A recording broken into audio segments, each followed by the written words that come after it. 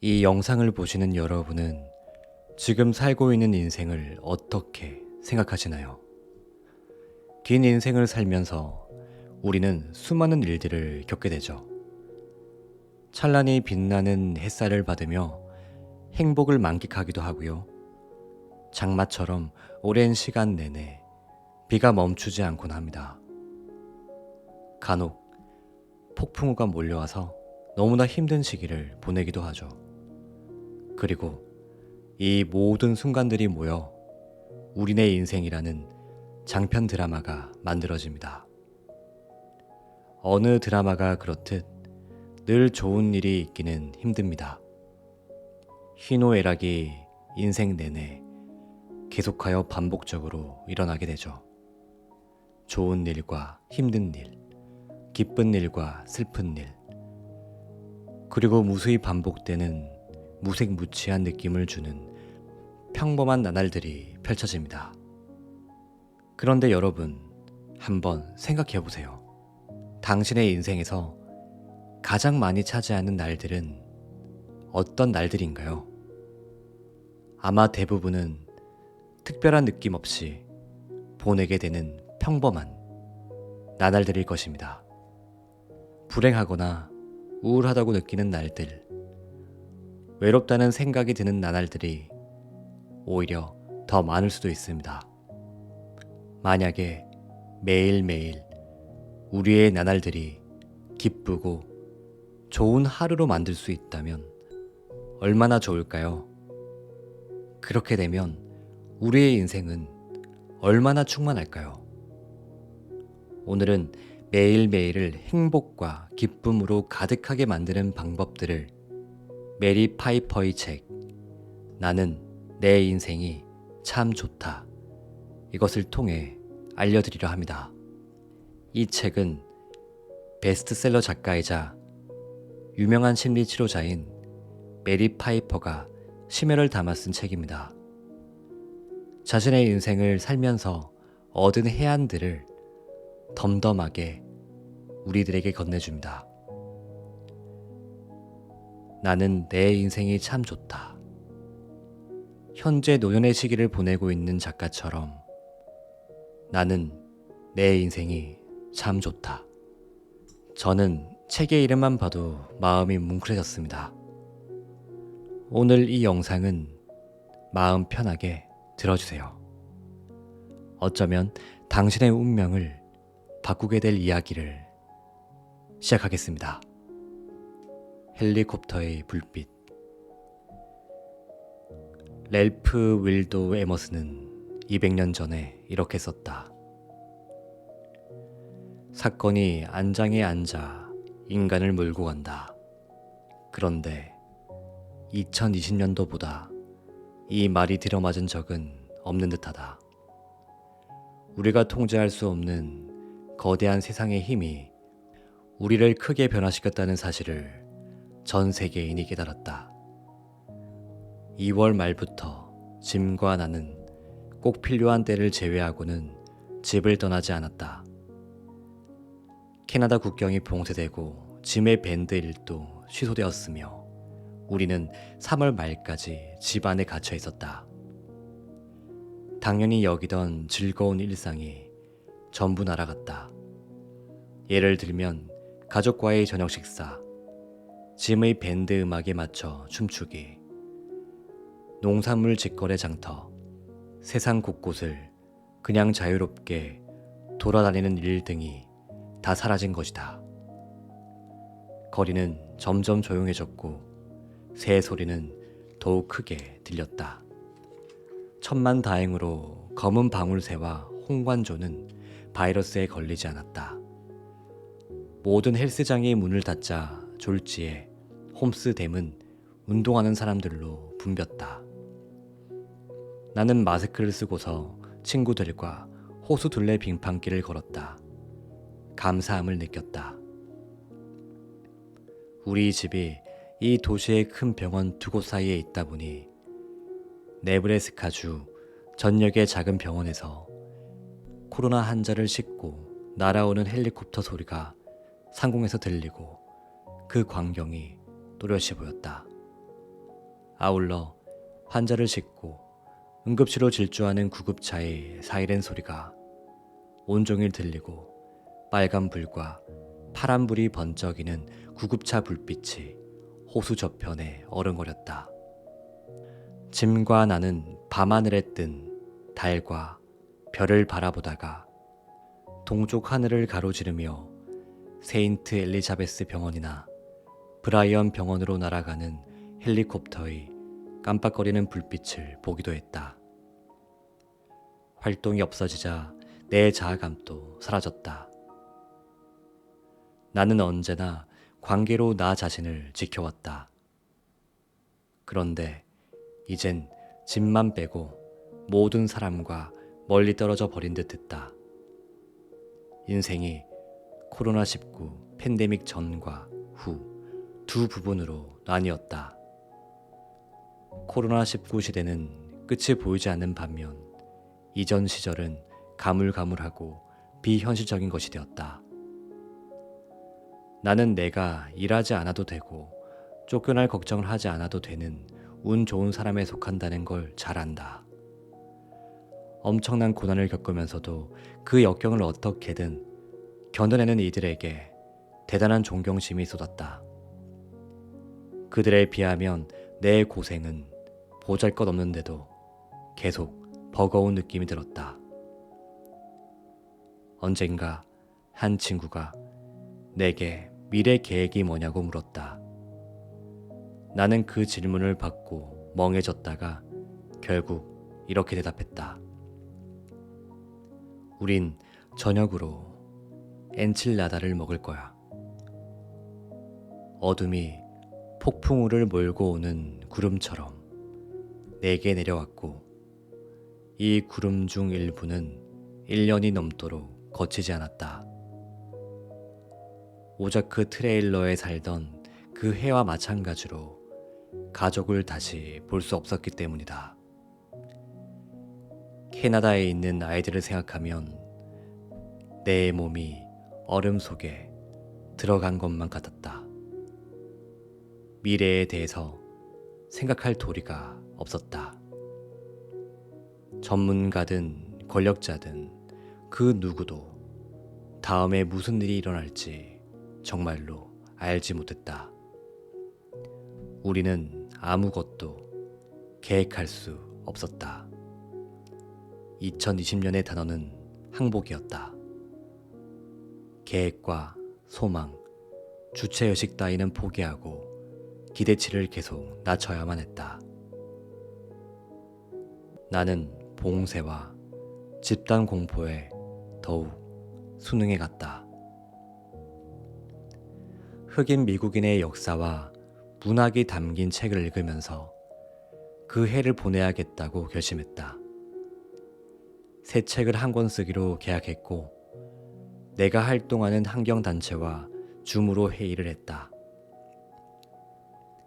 언제나 그렇듯 여자친구들은 내 삶이 제자리를 유지하도록 도와주었다. 나는 거의 날마다 친구 가운데 한 명과 산책했다. 작가 모임은 온라인으로 자리를 옮겨 진행했고 먼 곳에 있는 가족이나 친구와는 긴 통화를 했다. 짐과 단둘이 그렇게 많은 시간을 보낸 것도 처음이었다. 우리는 스크래블 게임을 하고 TV 코미디 프로그램을 봤다. 저녁에는 우리가 발명한 기억나 라는 게임을 했다. 함께한 지난날에 대해 거의 이야기하지 못하고 지낸 우리에겐 행복한 놀이였다. 한 번은 이런 질문이 나왔다. 우리가 바닷가에 갔던 때를 전부 기억해? 그 다음 질문은 이랬다. 우리 대학원 친구들 이름이 전부 뭐였지? 시간이 갈수록 우리는 서로에게 다정하고 상냥해졌다. 마치 두 장의 카드가 서로 기대어 받쳐주는 격이었다. 우리는 서로에게 만족스럽지 않으면 행복하지 않았다. 그럴 때는 잘 대처해 예전보다 더 사랑하는 사이가 되었다. 작은 즐거움이 큰 즐거움이 되었다. 나는 이 순간을 알아차려라 라는 주문을 외웠다. 눈 오는 날, 난로가에서 책을 읽는 순간이나 라디오에서 레너드 코엔의 노래를 듣는 순간, 페이스타임으로 영상통화를 하며 손자와 그림을 그리는 순간을 알아차리는 것이다.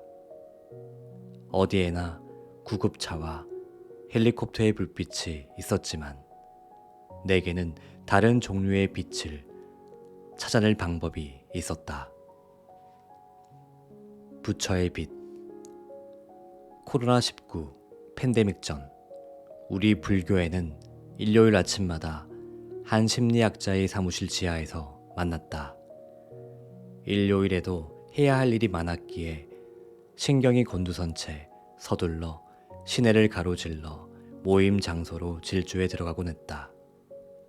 하지만 거기 들어서자마자 호흡이 깊어지고 느려졌다. 우리는 명상실 한가운데에 만다라가 그려진 인도 천을 펼쳐놓고 꽃과 촛불, 작은 부처상이 있는 성역을 만들었다. 그리고 그 둘레에 있는 방석이나 의자에 앉았다. 모임이 시작되면 출석을 확인하고 나서 40분간 침묵 명상을 했다. 걷기 명상을 할 때는 스타킹이나 양말만 신은 채 발을 들어 올리면서 숨을 들이쉬고 발을 내려놓으면서 숨을 내쉬며 천천히 방을 빙 돌았다. 방석 위에 앉아 있는데 머릿속이 바쁘게 돌아갔다. 장 봐야 할 목록부터 사람들과의 소통 문제까지 최근에 했던 모든 생각이 이래저래 다시 떠올랐다.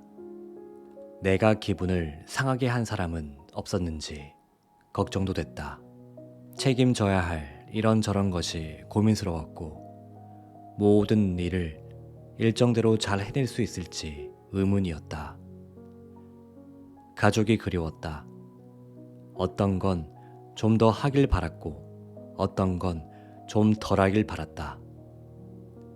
내가 인식한 결점과 실수에 대해서는 자책했다. 하지만 시간이 지나면서 마침내 호흡이 깊어지고 느려졌다. 이따금 내 몸을 오롯이 느끼기도 했다. 지끈거리는 머리와 아픈 어깨에 주의를 기울였다. 턱에 힘을 빼고 눈 주위 근육의 긴장을 풀었다.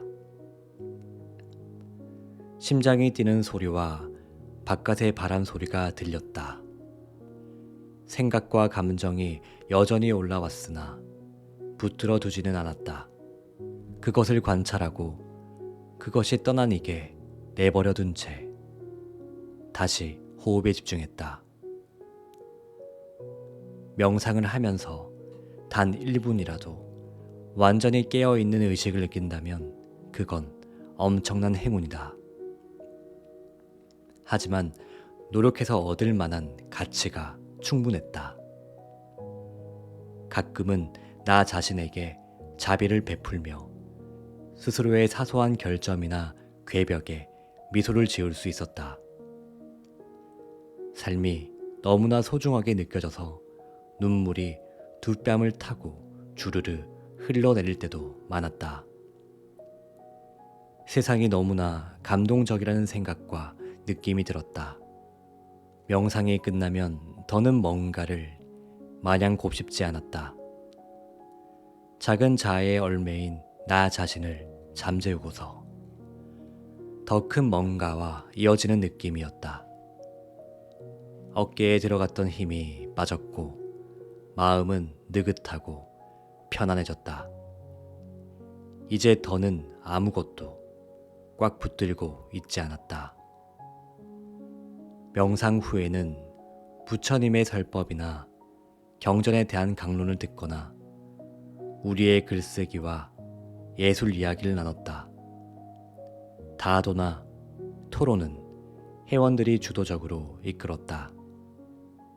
모임은 단체 포옹으로 마무리되었고 나는 이 모임과 세상에 대한 사랑으로 벅찬 가슴을 안고 햇빛 속으로 걸어 들어갔다. 더는 서두르지 않았다. 코로나19 팬데믹 때문에 우리 모임은 온라인으로 자리를 옮겼다. 처음에는 촛불과 꽃, 단체 포옹이 그리웠다. 하지만 봉쇄 상태가 되자 우리 불교회의 따뜻한 동료애와 대화만으로도 감사했다. 줌으로 진행하는 불교의 모임에서 우리는 더욱 커지고 다양해졌다. 나는 다른 이들의 이야기를 들으면서 가난에 대한 두려움, 집에서 아이들을 돌보며 일해야 하는 고충, 독신자의 외로움, 아이들과 멀리 떨어져 있는 부모나 조부모에 대해 알게 되었다. 그저 이야기를 듣는 것만으로도 고립감과 외로움이 줄어들었다. 내 고통은 공통적인 고통이었다. 그러니까 인간의 고통이었다. 우리는 서로가 제 정신으로 살도록 돕기 위해 온전한 정신을 유지하며 살아냈다. 그렇게 서로의 구명조끼가 되었다. 명상을 이끌 차례가 되면 나는 황금빛 공으로 머리부터 발끝까지 빛이 스며들게 하는 연습을 회원들에게 지도했다. 황금빛이 몸속으로 퍼지면 우리는 따뜻해지고 평온해지며 사랑으로 가득 찼다. 자기 자신과 외부 세계의 경계가 허물어지면서 상호 연결된 의식망에 머물렀다. 아침 불교의 모임이 끝나면 내가 있는 곳은 이미 집이고 거실, 낡은 소파에 앉아있는 나의 무릎 위에는 나이 든 삼색털 고양이인 우리 글래시가 있었다. 아무것도 변하지 않으면서도 모든 것이 변했다. 안녕하세요. 당신의 요술램프 인생 닥터입니다. 오늘은 우리의 인생에 대해 깊게 생각해 볼 수 있는 시간을 가지려 합니다. 심리치료자 메리 파이퍼가 쓴 나는 내 인생이 참 좋다를 통해 말씀드릴 건데요. 메리 파이퍼는 이 책을 통해 자신의 삶에 대한 이야기를 담담하게 들려줍니다. 결코 쉽지 않은 인생이었음에도 불구하고 어떤 절망 속에서 빛을 발견하며 삶에 대한 긍정적인 마음을 잃지 않으며 꿈을 향해 나아갔죠. 이 책을 통해 작가는 아주 컴컴하고 아무것도 보이지 않을 정도로 힘든 상황에 처했을 때 어떻게 하면 내 삶에 빛을 가져올 수 있을지 많은 깨달음을 줍니다. 메리 파이퍼는 빛 속에 깃든 삶을 사는 방법을 담담히 고백하듯 자신이 겪은 이야기들과 그 이야기 속에 깃든 생각들을 통해 따뜻한 마음으로 우리에게 전달합니다. 자신의 인생을 여과 없이 보여줌으로써 절망과 행복 사이를 유지하는 깨달음, 어떤 상황에서도 행복을 유지할 수 있는 방법을 지금부터 메리 파이퍼의 이야기를 통해 말씀드리겠습니다. 2021년 2월 중순, 지난해에 찾아온 모든 고통이 극에 달했다. 50cm 넘게 내린 눈과 영하 5도의 나날이 맞물린 1년간의 고립도 더해졌다. 여기에 이달에 7살이 되는 손자 오티스와 줄곧 떨어져 지내야 하는 끔찍하고 슬픈 현실이 종지부를 찍었다. 우리는 온라인으로 생일 파티를 했지만 나는 짐과 내가 오티스의 6살을 통째로 놓쳤다는 사실을 잘 알았다. 가족과 함께하고픈 마음이 너무 사무치다 보니 슬프고 그리워서 가슴이 아팠다. 나의 일부는 겨울잠에 들어 나를 깨울 수 있는 자식과 손주의 연락만을 기다렸다. 그런데 어느 날 의자에 앉아 그날의 첫 커피를 마시던 중 내 마음 깊은 곳에서 이런 외침이 들렸다. 이제 그만해. 너 자신을 비참하게 하는 짓은 그만해. 행복할 권한을 아이들 손에 맡기는 일도 그만하고 하나의 마음을 다른 세 곳에 두는 일도 그만해. 가족 모임을 기다리는 것도 그만하고 지금 행복해야지. 여기서 행복해야지. 인생은 좋은 거잖아.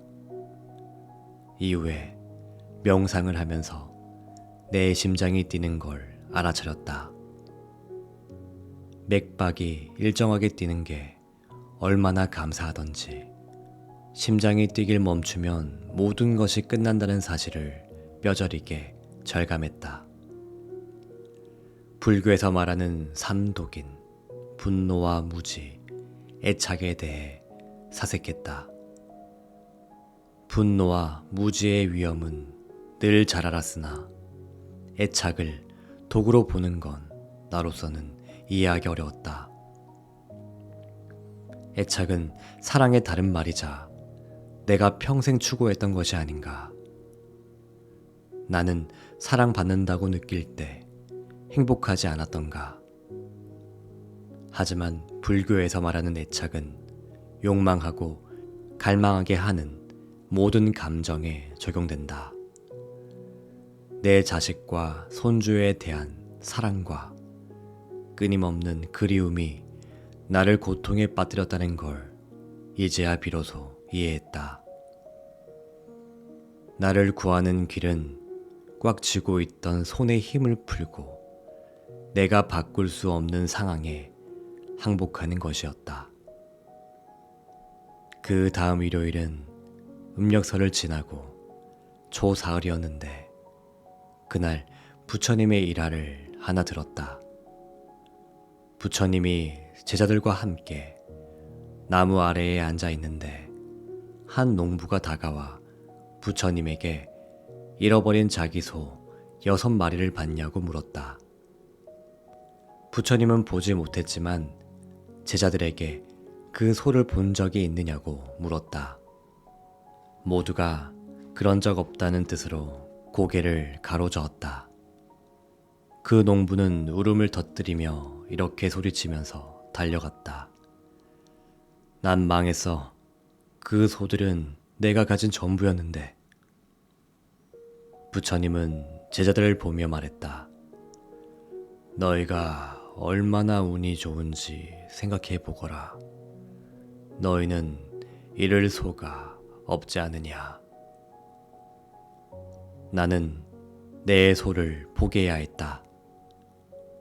내겐 허비할 시간이 없다. 오히려 하루하루 감사하고 싶었다. 아이들과 멀리 떨어져 있어서 느끼는 불행은 내가 끝내야만 끝날 것이다. 사란의 가족은 네브래스카로 돌아올 계획이 없다. 친손주를 봐도 케이트는 이미 대학에 갔고 에이든도 내년 9월에 대학에 갈 예정이다. 막내 클레어는 운동과 학업으로 바빴다. 수영장에서 5명의 아이들에게 둘러싸이는 일은 2번 다시 없을 터였다. 나는 이제 짐을 제외하면 누구의 삶에서도 중심인물이 아니었다. 짐과 나는 앞으로 대부분 우리 둘만 있다가 어느 날 둘 중 하나만 홀로 남을 것이다. 모든 것이 과정이며 현재 진행 중이다. 우리는 아무것도 계속 붙들고 있을 수 없다. 예전에 한 친구에게 이렇게 말한 적이 있다. 삶은 근본적으로 비극이야. 그러자 친구가 대답했다. 아니, 근본적으로 영원하지 않지. 그건 받아들이기 힘든 교훈이었다. 나는 아이들이 자라서 부모를 떠나고 부모는 점점 주변으로 밀려나는 삶의 순환을 받아들이기 어렵다는 사실을 깨달았다. 가족과 함께 있을 때 그들은 내 최고의 기쁨이었지만 그들을 필요로 하고 원할 때면 극도로 힘들고 지쳤다. 연결은 내게 언제나 생사가 걸린 문제처럼 느껴졌다. 하지만 이제 더는 어머니 없이 트레일러 안에 있지도 않고 의사가 강제로 주사를 놓으려는 병원에 홀로 남아있지도 않다. 절대 일어나지 않을 일을 기다리면서 불행을 자초하는 짓을 그만두기로 선택할 수 있다. 내 결핍과의 휴전을 선언하고 간단히 그 상태에서 벗어날 수 있다. 현실과의 논쟁을 끝내고 삶을 있는 그대로 받아들일 수 있다. 이런 마음의 통찰은 내게 위안이 되었다. 어른인 우리는 어린 시절에 채워지지 않는 필요를 절대 충족할 수 없다. 심지어 현재의 필요를 다 충족하지도 못한다. 그러나 우리의 필요 중 많은 부분을 욕구로 재정의하는 기술을 습득할 수 있다. 우리는 자신이 무엇을 원하는지 알아야만 행복을 누릴 수 있다. 이런 계시가 찾아왔을 때 큰 해방감을 느꼈다. 긴장이 몸 밖으로 빠져나가고 호흡이 더욱 깊고 느려졌다. 그 후로 며칠 동안은 마음이 한결 홀가분했다. 길을 잃거나 뒤에 남겨지거나 집에서 멀리 떨어져 있는 악몽을 더는 꾸지 않았다. 기다리기를 그만두고 되도록 하루하루에 충실했다. 무상함을 받아들이고 현재에 감사하면서 나아갔다. 내 소들을 풀어준 것이다. 적어도 지금은 그렇다. 우리는 무상에 대한 배움을 멈추지 말아야 한다. 언제나 찾을 수 있는 빛. 우리 모두는 이미 쓰인 글을 지우고 그 위에 다시 글을 쓰는 양피지 문서 같은 존재다. 우리 삶은 1만 세대에 걸친 조상의 삶 위에 겹쳐져 있고 머지않아 우리도 그들과 함께하리라는 뜻이다. 우리는 앞서 세상에 왔던 사람의 모든 트라우마와 행복, 패배, 회복력을 간직한 몸으로 산다. 집단 무의식이라는 이 다채로운 팔레트 안에서 우리는 특정한 때와 장소에 태어난다. 유전자와 환경, 선택이 우리의 정체성을 이룬다. KOA 라디오 방송국의 분수, 뱀이 나오는 오자크 호수, 비버크리크, 콩코디아의 모래채지장, 아들의 야구 경기, 딸의 바이올린 연주에 수많은 내담자가 나를 형성했다.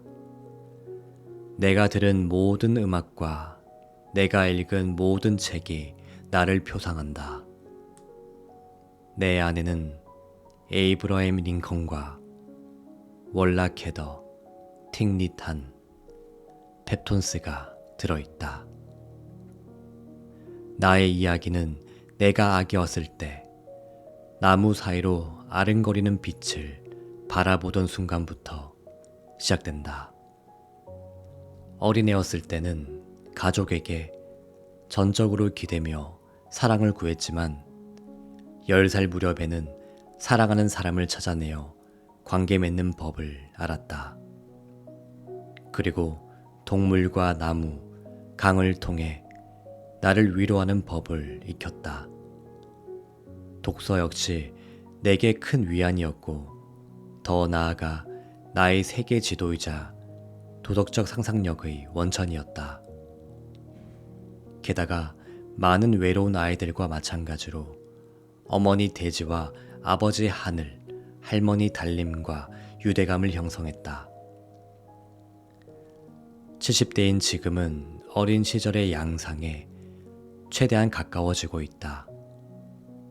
나는 가족과 함께 있는 걸 무척 좋아해서 지금까지 우리 딸내와 가족 모임을 해왔다. 어렸을 때와 마찬가지로 여전히 매우 즐거운 가족 휴가를 가기 위해 우리는 다시 모일 수 있다. 여름에는 새벽에 일어나 모닝커피를 들고 밖으로 나간다. 토끼와 다람쥐가 노는 모습을 지켜본다. 친구들을 만나고 수영을 한다.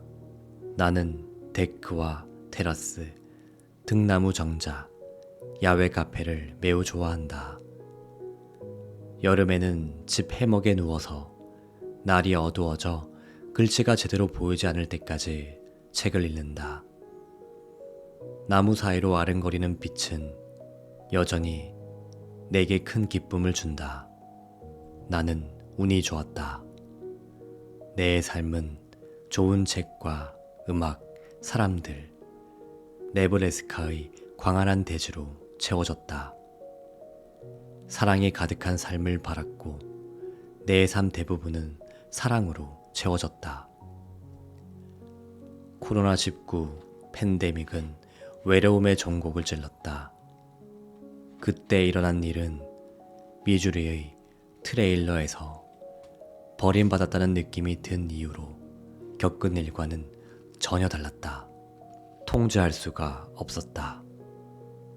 처음에는 봉쇄로 인한 고립감에 짓눌렸고 겨울 명절 연휴 동안은 슬픔으로 멍한 상태였다.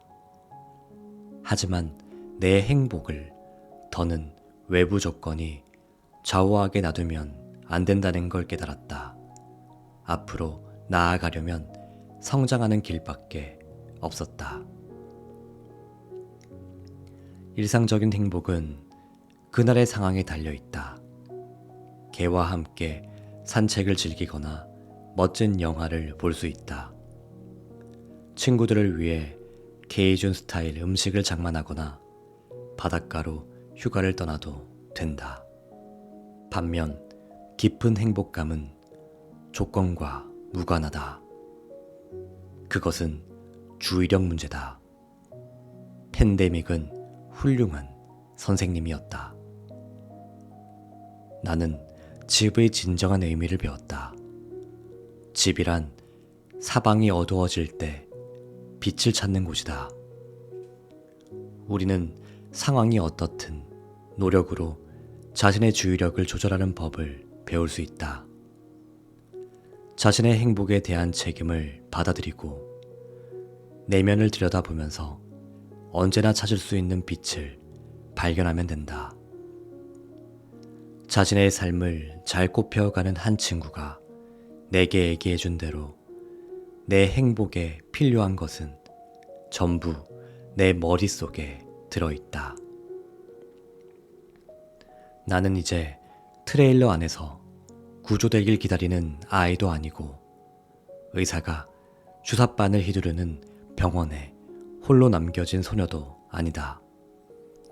지금의 나는 우리 어머니가 돌아가셨을 때의 나이가 되었고 아치볼드 맥클리시가 성경의 욥 이야기를 현대적으로 재구성한 휘곡 제이비에 나오는 표현대로 내 가슴속 불씨에 입김을 불어넣어 빛을 찾는 법을 배우고 있다.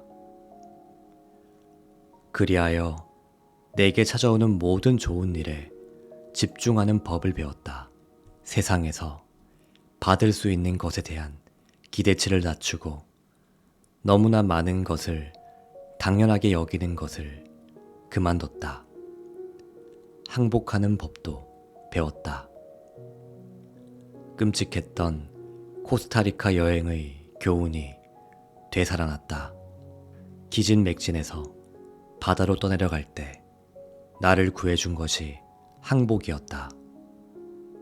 운명을 받아들이는 것은 그 나름의 구원이다. 무상함을 직면하는 것은 삶에서 가장 큰 도전 과제다. 다행히도 삶은 훌륭한 스승이고 끊임없이 상실을 가르친다.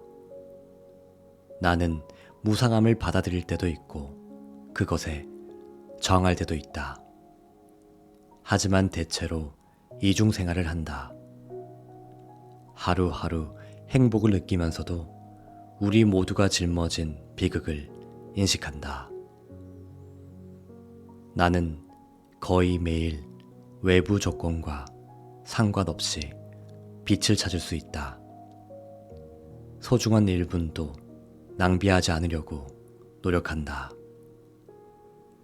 갈망이 내 인생의 하루를 또 잡아먹히게 할 수는 없다. 수돗물도 없는 집에서 1918년 스페인 독감 팬데믹에서도 살아남고 모래폭풍과 대공황, 2번의 세계대전까지 견뎌낸 외할머니의 상황을 떠올려 본다. 할머니는 최선을 다한다는 말의 본보기였다. 놀랍게도 나는 할머니가 지금 내 나이였을 때 누리던 것을 충분히 즐기며 살고 있다. 내게는 정원과 복숭아 나무, 친구, 가족, 책이 있다. 빛을 찾는다는 것은 어둠을 부정한다는 뜻이 아니다. 나는 감정의 세세한 부분까지 관리하지 않으려고 노력한다. 가슴이 아프면 아픈 대로 내버려둔다. 슬프거나 화가 나거나 혼란스럽거나 절망감이 들어도 그런 감정을 느끼게 둔다. 그게 정직하고 진실한 사람이 되는 유일한 길이다. 하지만 계속 고통스러운 상태로 있으려고 해도 언젠가는 고통이 지나가리라는 사실을 안다. 그 밖의 거의 모든 것과 마찬가지로 고통도 영원하지 않다. 사랑받는 일은 영원하지 않아도 사랑을 주는 일은 영원할 수 있다. 그것이야말로 우리의 행운이다. 문화인류학자 마거릿 미드는 이렇게 썼다. 성장한다는 것은 자기 밖으로 나와 이 세상의 삶을 소중히 여긴다는 것을 의미한다. 그렇게 할 때 비로소 우리는 기쁨과 경의를 느낄 준비가 된다. 그리고 현재의 중대한 도전을 마주하면서 큰 활력을 느낀다. 내 소를 포기하는 것에 대한 통찰을 얻었을 때 모퉁이를 하나 돈 기분이었다. 남편은 내가 모퉁이를 너무 많이 돌아 계속 빙빙 돌고 있다고 농담하는데 그 말도 일리가 있다. 하지만 그 원들이 나선형으로 움직여 시간이 지날수록 내가 실제로 더 행복하고 평온해졌으며 나 자신과 타인에게 더 친절해졌다고 생각하고 싶다. 그게 내가 강구할 수 있는 전부다. 우리 불교회의 마음챙김 수련과 명상 덕분에 감각적 체험을 하면서 현재에 머물고 내 주변의 아름다움에 주의를 기울일 수 있었다. 그런 수련은 내 황홀한 경험의 마중물이 되었다. 성장하려면 통제를 포기해야 하는 인생의 단계에 와 있다는 사실을 알기에 그 수련은 발달 심리학자가 되는데도 도움이 된다. 빛은 내가 선택한 도치제다. 예를 들어 오늘 아침에 태양이 호수 위로 떠오르자 그 주변의 안개가 영롱한 오팔 빛깔에서 분홍빛으로 물들다가 마지막에는 푸른 얼음 빛깔이 되면서 무지갯빛을 바랬다. 눈을 크게 뜨고 보면 만물이 신성하다. 대개 세상은 모네의 그림처럼 보인다. 나는 해가 날 때마다 각도를 맞춰 무지개 샤워를 할 수 있도록 프리즘을 샀다. 나는 안팎에서 환한 빛을 찾는다. 그 빛은 언제나 앞으로 나갈 길이 있고 늘 자기 구원의 가능성이 존재한다는 사실을 일깨워준다. 그러나 여기에는 역설이 있다. 사실 우리는 분리된 자아가 아니며 삶의 모든 면에 깊이 연결되어 있다. 가장 진실한 순간에는 내가 사라지고 빛과 하나가 된다. 아인슈타인은 에너지와 물질의 관계에 대한 공식을 만들어냈다. 그는 그 관계를 한 가지 방식으로 이해했지만 나는 다른 방식으로 이해한다. 물질은 우리의 피와 살이자 사랑하는 사람들이고 자연이다. 에너지는 빛과 사랑, 의식, 신이다. 아름다움은 우리 주변 어디에나 있으며 무궁무진하다. 빛 쪽을 바라보는 것이 우리가 해야 할 일의 전부고, 그러면 우리는 그런 사실을 알게 된다. 이 글을 읽는 당신도 빛 속에 깃든 삶의 이야기를 쓸 수 있다.